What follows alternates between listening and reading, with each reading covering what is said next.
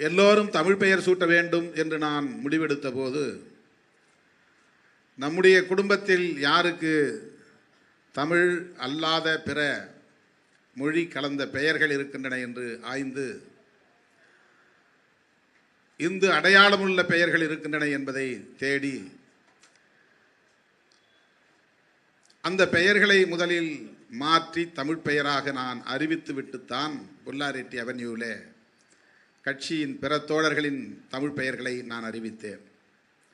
முதலில் என் குடும்பத்தில் 2 பேருக்கு மட்டும்தான் பிறமொழி பெயர் அல்லது இந்து அடையாளம் உள்ள பெயர். ஒன்று என் தந்தையின் பெயர் ராமசாமி என்பது. அது ஒரு கடவுளை நினைவுபடுத்துகிற இந்து பெயராகவும் இருக்கிறது, அது தமிழ் அல்லாத பெயராகவும் இருக்கிறது. எனவே அந்த பெயரை மாற்ற முடிவு செய்து 5000 பேருக்கு தமிழ் பெயர் சூட்டுகிற விழாவை புல்லாரெட்டி அவென்யூவில் நான் நடத்திய போது ஒரு பட்டியலை வாசித்தேன்.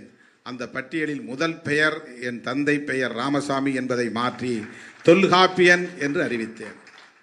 என்னுடைய தமக்கை அக்கா பெயர் பானுமதி என்பதில் பானு என்பது தமிழ் இல்லை, மதி என்பது தமிழ்.